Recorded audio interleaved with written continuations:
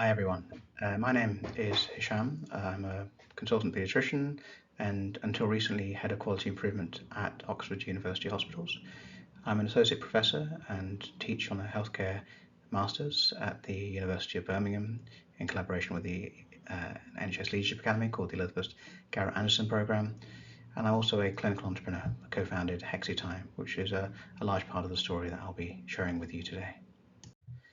One lesson that isn't taught at medical school, but probably should be, is that the parting question or comment from your patient, perhaps murmured as they exit the consultation room, might be the most important. You learn over your career that your response to these final words can change their destiny.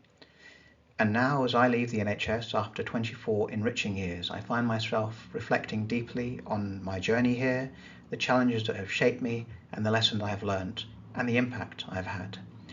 I'm privileged to be sharing these parting insights with you as the closing keynote speaker at QI Southwest, and this includes taking an innovation from idea to startup and beyond.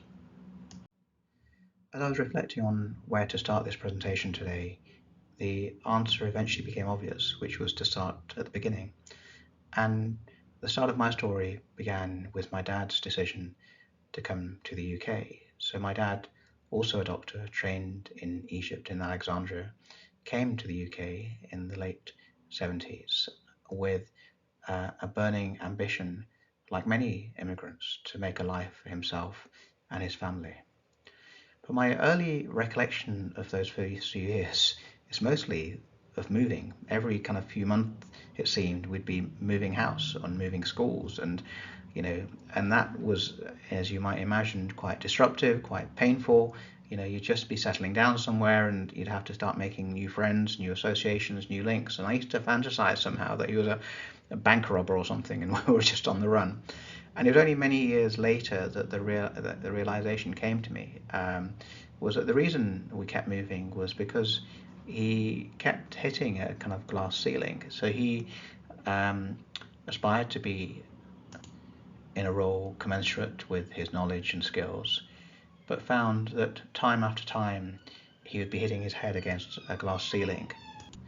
He'd come to the UK with this fantasy, I think, that it was a meritocracy and the posts you would be allocated would be determined by your skill, but found out, to his detriment really, that oftentimes decisions for jobs, certainly back then, were determined not by the interview panel, but often the discussions that were being had in the back rooms or in the men's toilets.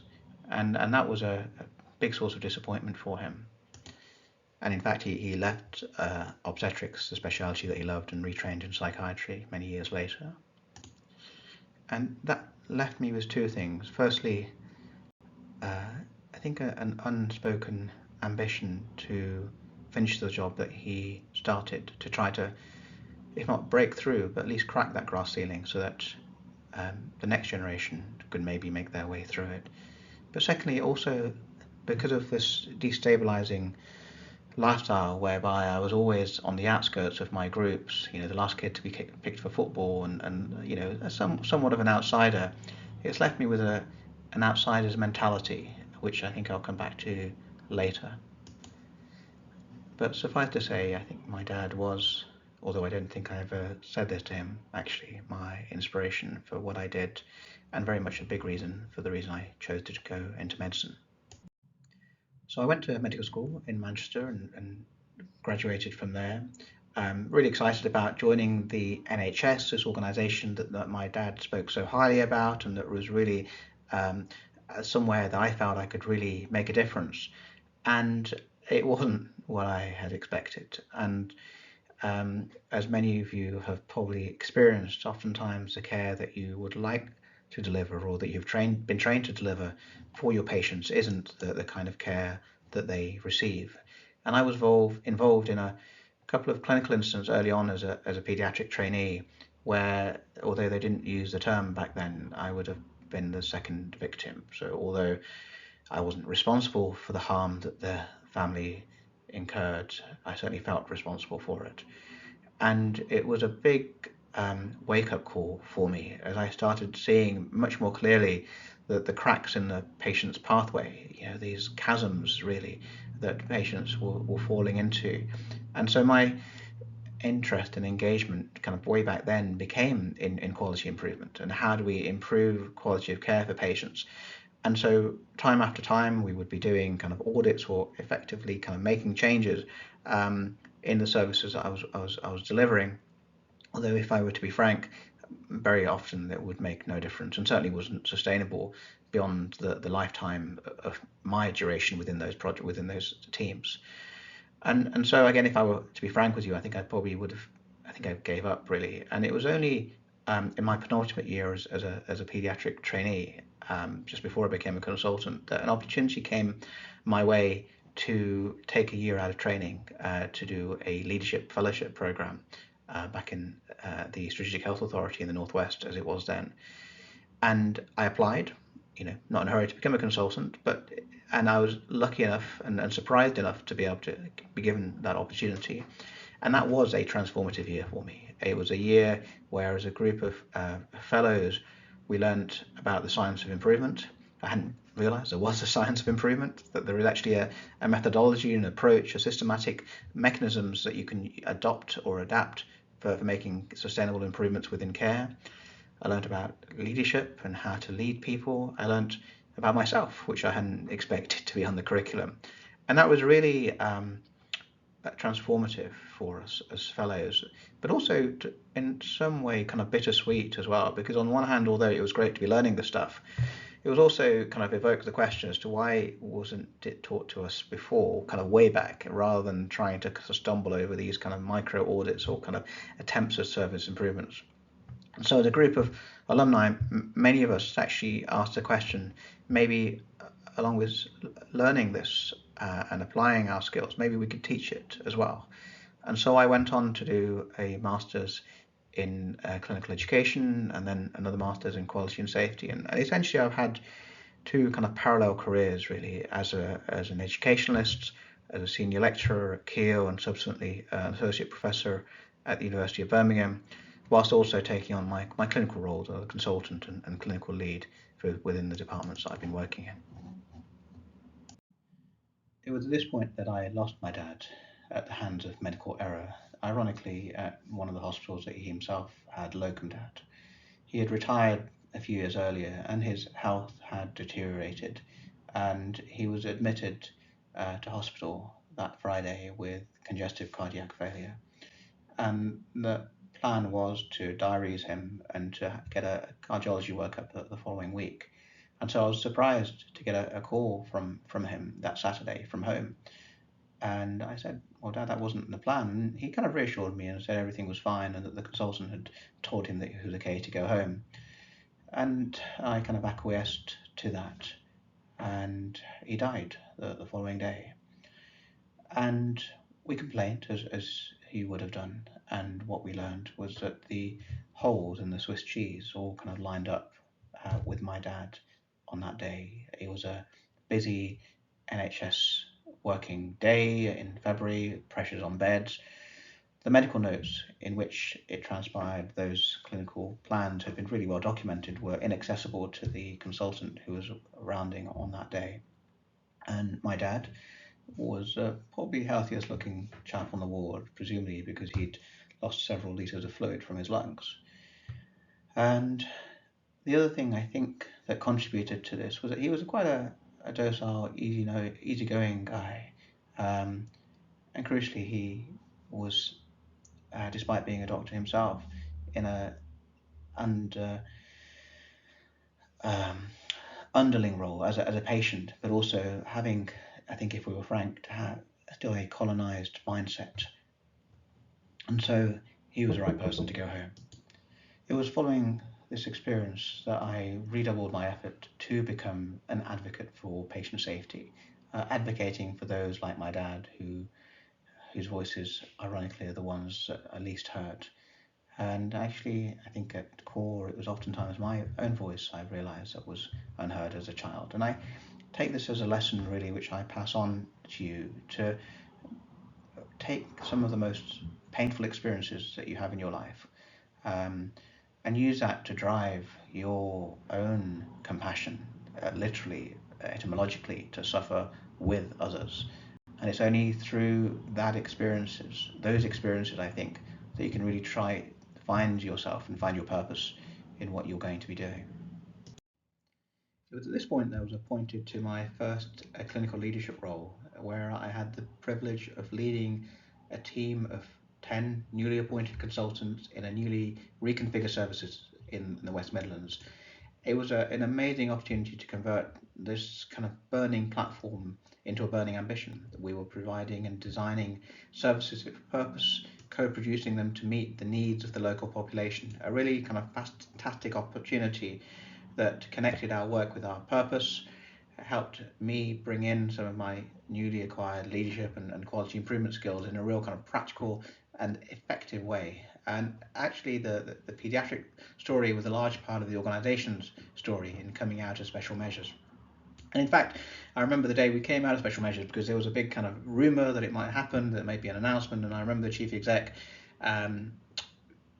inviting whoever could come to the canteen to come to the canteen and sharing the news. And I remember there were tears because this has been, a long, hard process for many of us over those preceding couple of years.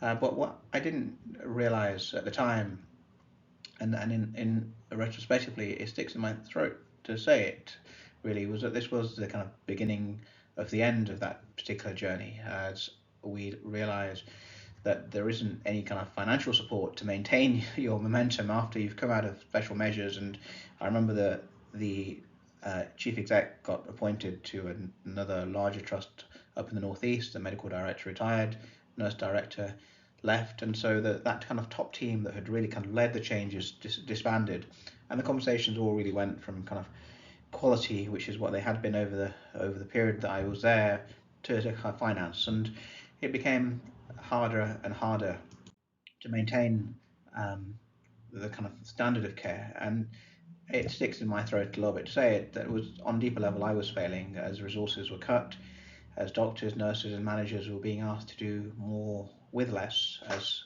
staff sickness levels rose.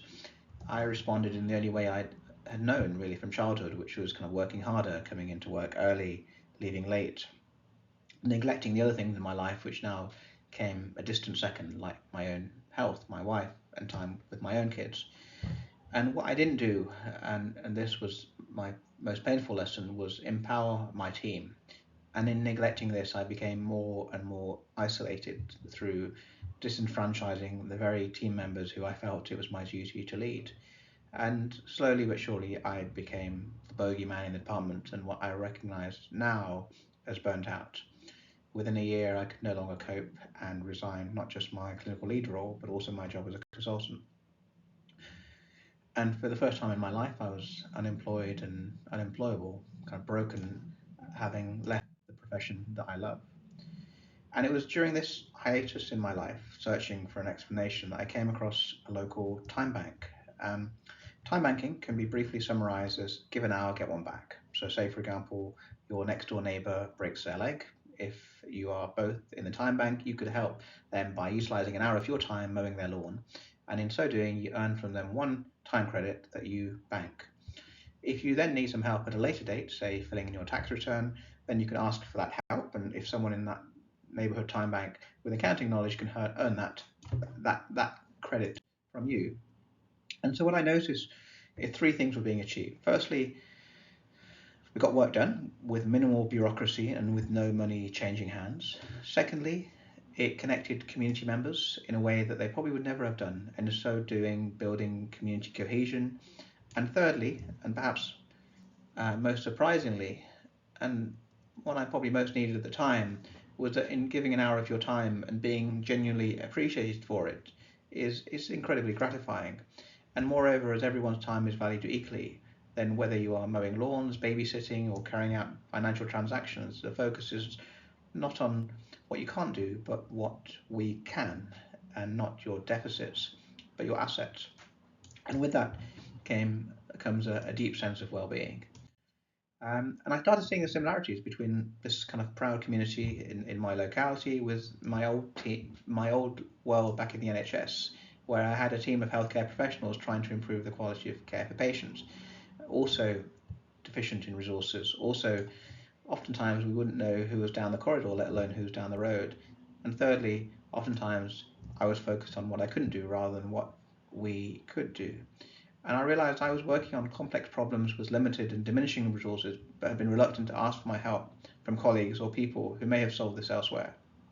And in my misguided attempts to drag my department out of trouble, I was depriving members of my own team and by extension colleagues from across health and social care from a difference and giving themselves and benefiting themselves from the gift of giving. It was then that I was introduced through the Health Foundation to John Lodge, a senior NHS manager who had previously been working in the army. And from his vantage point, he could see huge unwarranted variation in health outcomes. Some departments just struggling to deliver the basics of patient care, while others were exemplars of their service or with spare capacity, all the while patients fell between the cracks of the service. And what he was frustrated at was that individuals or colleagues were often defined by their job titles rather than their capability and skills. A very ironically more hierarchical system than the one he'd come to from in the army. And to give you an example, this was during COVID. They were building the NHS Nightingale, and even though he had literally been building field hospitals in Afghanistan just a few months earlier, no one thought to ask him to contribute to that because he was the wrong band or the wrong part of the service. So what he wanted was a skills sharing platform that could move resources, knowledge, and skills to where they were needed at the time of most need. And we come at it from slightly different perspectives. So I joke that he's a hard-nosed FT reader, whilst I'm the kind of Guardian subscriber. So kind of between us, we've got the political spectrum covered. And together, we founded the world's first healthcare time bank, Hexatime, putting people's heads together to improve quality of care.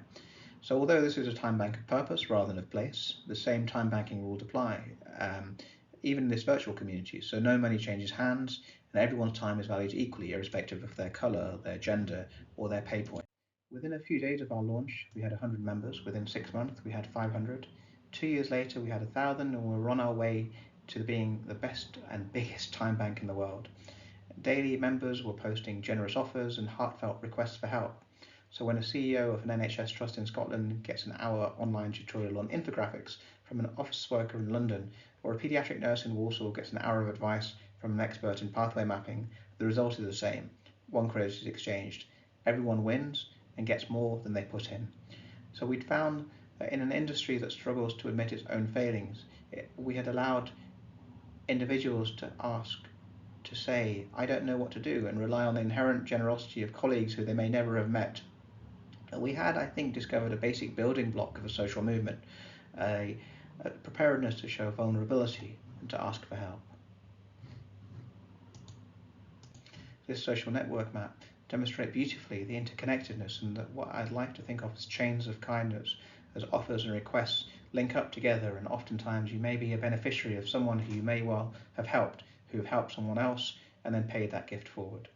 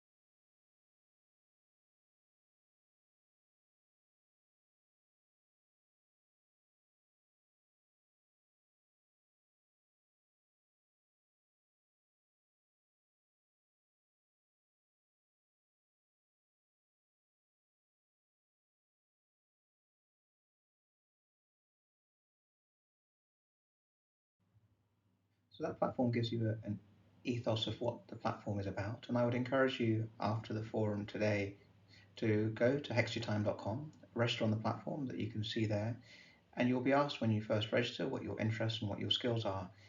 When you first start, you're gifted 5 credits so that you can get before you can give. So there's no reason that you shouldn't be able to take up an offer of the many hundreds of offers that are currently on the platform, really kind of generous offers, as well as requesting help from many of the talented and skilled people that we have across our healthcare system.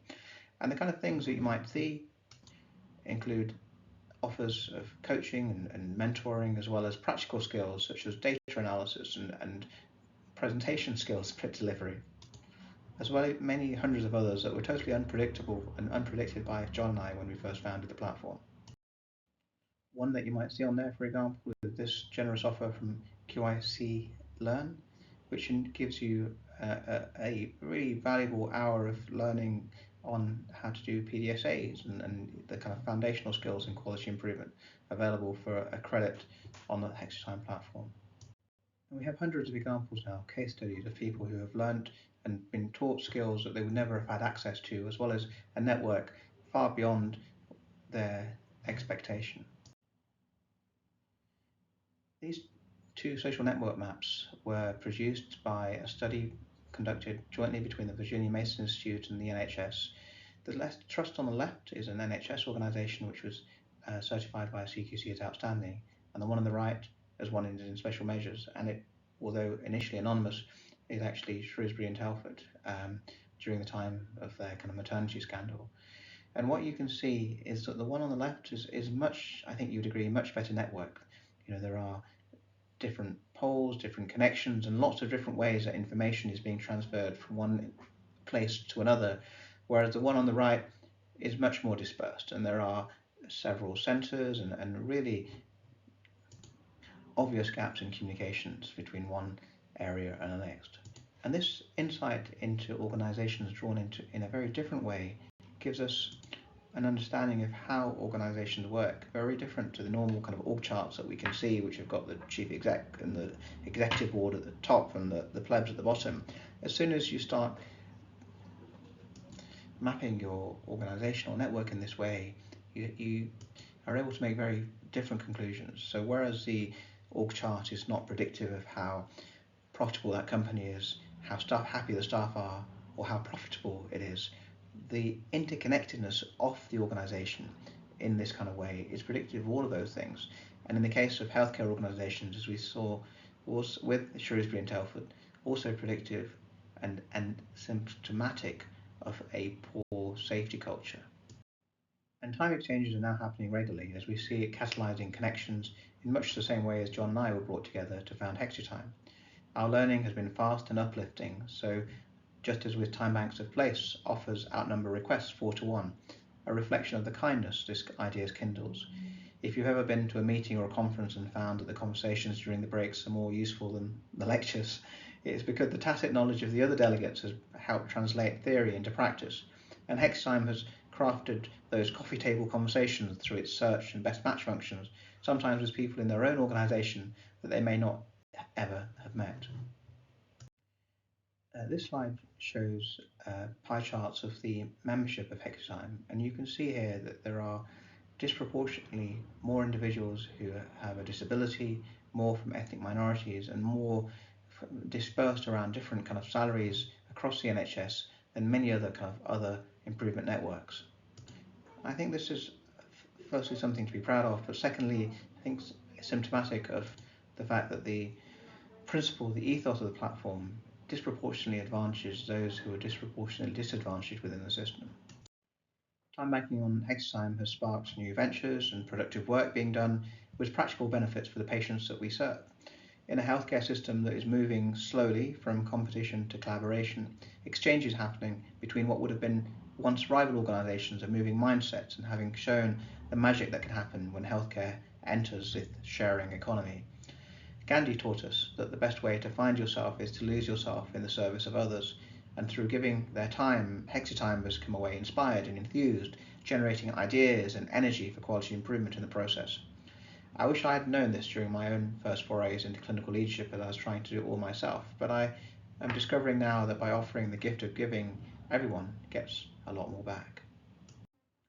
Hexatime has now won countless awards for skills exchange and equity of access. And John and I have realized that this is an idea which can go beyond health and care to other industries. And in fact, we have now white labeled the platform for universities who are using the platform not to move quality improvement skills, but knowledge around entrepreneurship and enterprise and connecting students and alumni, faculty and entrepreneurs in the local area, all of which are generating energy and enthusiasm. We've already, I think, made the moral case for this type of skills exchange, but now we have been able to make the business case for platforms as we expand the idea to kind of new areas, new countries, and new thresholds that we've never even anticipated joining before. I'm going to switch gears now and help think about why Hextime as a principle works, but also what lessons that you can start thinking about how you apply in your own kind of workplaces and kind of improvement journeys.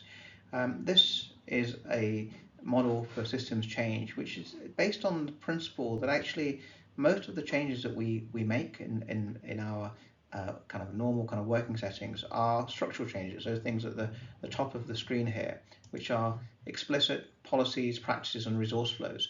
But if you think about this as an iceberg, these are the kind of things that are obvious and above the waterline, whereas it's the relational changes, those things which are semi-explicit, relationships, connections, and the power dynamics, the kind of things that Hexatime kind of more directly addresses, which has more kind of profound changes on systems and therefore has more kind of effect and more lasting change. And well below the surface are the transformative changes. Those things are implicit, and the mental models that we carry. One of my favorite kind of coaching comments is that assume that your assumptions are wrong, because it's often those assumptions that have got you into the problems you have in the first place. So really what I would encourage you to think about is, if you want to make kind of lasting and transformative changes, rather than focusing on policies, practices, resources, which is the obvious things and the things that we tend to gravitate to first, really think about relationships, power, and the mental models that maintain the status quo. And I'm going to give you now a kind of a practical example of what this might mean on a paediatric assessment unit. So take this Gantt chart here, starting at 9 o'clock in the evening, the beginning of your night shift, finishing at just shy of midnight. You start off with 7 patients waiting in your waiting room, patients 1 to 7. Each patient is seen by a nurse, N first, then by a tier 1 doctor, who typically takes twice as long as the tier 2 doctor, who then decides whether that patient is going to be admitted or discharged. The second patient is seen, but has to wait, as you can see, for a period of time whilst the nurse is busy, and then has to wait again for the SHO to become free, and they're seen and discharged by that senior most doctor. And typically what you'll see in these kind of situations is this kind of wedge of wait, so this wedge of reds kind of getting longer and longer. And so by the time the final patient gets seen by their doctor and discharge, it's maybe kind of close to midnight before that time before that occurs. So a poor experience for that last patient, and potentially a safety issue as well, because they've taken so long to be seen. And the average waiting time for a patient here is just over 60 minutes. Now I'm going to put you in charge of this service, this system, and I'm going to give you 4 choices as to what you might want to do to try to improve the flow and reduce the waiting time and improve safety of these particular patients. You can either combine consultations, so bring, as sometimes you may have seen happen, the SHO and the consultant or the 2 doctors consult together and kind of move from one patient to another, one perhaps scribing for the other. Or you can have an extra nurse. Do you think that might make a difference? An extra tier 1 doctor or an extra tier 2 doctor. So I'm just going to pause for a moment and just get you to think about which of those you would prefer to do and what difference you think that might make to the system. In fact, you can play this out. So this is the first of those scenarios. So this is an example where you put the tier 1 and tier 2 doctor together, and you've got them to see patients synchronously. And what you can see is that although it may be a better experience for the 2 of them, there may be good learning opportunities, there may be more social capital that's kind of built through that system. Actually, they have seen their patients at exactly the same pace as you would have done otherwise. And as you can see here from the utilization, what you can see that's contrast to the first scenario, the doctors are busier and certainly feel busier because they're now being fully utilized during their time. But actually, there's something there of a mirage because it doesn't actually lead to any faster outcomes for the patient's perspective. A second nurse is also slightly disappointing in terms of, although the second nurse, nurse 2, is now able to tag team with that nurse 1, so they actually get seen quicker initially, so they may be able to more effectively or more efficiently determine who the least safe patients are. Because there's still a delay for that tier 1 doctor, again, the patients don't leave the department any earlier than they would have done otherwise. And again, 60 minutes, and it's just shy of midnight before they finally get seen and sorted. An extra tier 1 doctor, however, does make a difference. And as you saw on the Gantt chart, because they take typically, these approximated figures, twice as long as the tier 2 doctor, you're able to now put tier 1A and tier 1B doctors together, and they are now tag teaming and actually see the patients a lot quicker. So we're down to 25 minutes, albeit with extra resource in terms of a tier 1 doctor. Some people do feel that an extra decision maker in the department is going to make a transformative difference. And again, that's something of a mirage on its own, because you can see here a tier 2A and tier 2B actually does get seen at no faster a pace than it would have done otherwise, because they're still waiting for that tier 1 doctor to service that patient. And in fact, utilization of those 2 members of staff, who are typically the most expensive resource in your team, is no more effective than it was previously. So actually, an extra decision maker, extra tier 2 doctor, is actually on its own a poor intervention, unless you introduce some degree of flexibility. And this is a key point here, is now you can see this Gantt chart looks very different. So you've got patient 1 gets seen by a nurse, tier 1, 2 doctor, and is discharged or admitted. The second patient waits for the nurse, but then because the SHO or the tier 1 doctor is busy, that second senior decision maker comes in at this point. And to be fair, that's typically what would be happening if things were really busy. You wouldn't wait for the patient to be processed. You'd kind of step in at this stage. And if you talk to the nurses, this is the kind of expectation they would have of you. And because of that flexibility, the extra resource now is very useful. And you can see these patients are sorted and discharged within 30 minutes or admitted. Now, applying that same principle, that kind of flexibility or versatility, is really the key lesson here, because what you have done is, a technical term, is avoided carve-out, skills carve-out. And if you apply this kind of more globally in what we call kind of total peds, whereby any individual can move into any kind of skills gap, suddenly this makes for a transformational change. So now you have still the 7 patients. First one seen by a nurse, tier 1, tier 2. The second patient is seen immediately by the nurse, by the tier 1 doctor. So they don't wait for the nurse to triage or to do the observations. They may step in to do that themselves, and then seen by the tier 2 doctor. Tier 2 doctor, who's free initially, will go ahead and see that first patient and make a decision as to what needs to happen, and so on. And so here you have a service which is the same kind of resource as you had in that first scenario, but actually with the versatility that the team are now exposing or expressing, suddenly seeing these patients in a quarter of the time that they would have done otherwise, and fully utilized or increasing their productivity. So this is really a really key principle here, is that adding in a versatility and the readiness to be taking on general skills in the context suddenly makes a transformational difference. And now they have several extra hours to see new patients, have a break, do teaching, or whatever it is that these guys might want to do. And this principle isn't unique to clinical practice, but actually originally came from sport. So this principle of kind of total football is a tactical philosophy in soccer that emphasizes fluidity, adaptability, and collective team play. So these are the kind of 5 principles that the Ajax team of the 1970s, the best team in the world at that stage, applied. So they had interchangeability of positions, so that the strikers could play in defence, the defenders could attack. They had universal skill sets. They had goalkeepers who could play with their feet. they had fluidity in their tactical roles. They were able to move in and out with this high football IQ, being able to have this helicopter view and knowing where their resource might be best to deploy. And then finally, they had team coordination and communication, which allowed that interchangeability and that fluidity to be applied in a very practical sense. And you might think, and it was actually Pep Guardiola who learned from Johan Cruyff in Barcelona, and subsequently made great tactical changes both to the Barcelona team and more recently to Manchester City, that applies this total football philosophy to his practice in football. And going back to our clinical scenario modelled in this kind of way, you can see this now when we start introducing incoming patients. Suddenly the team are much more capable of managing the extra workforce, whether it's because there are more patients arriving than there would otherwise be expected, or in this scenario, one of the SHOs and one of the consultants are taken away to deal with an emergency in another part of the department, for example. But the waiting time remains very manageable at kind of 27 minutes, which would otherwise have kind of mushroomed, and that wedge of red would have got larger and larger as a consequence of that.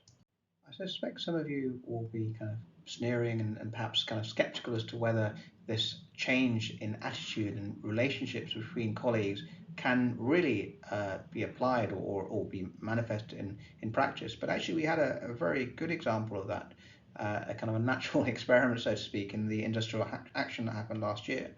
And in my hospital, at the John Radcliffe Hospital in Oxford, one of the busiest A&E departments in the country, where typically waits exceed 4, 5, 6, 7 hours, on certainly one of the in days of industrial action where I was down in the department, our waiting time reduced to its lowest, less than 5 minutes.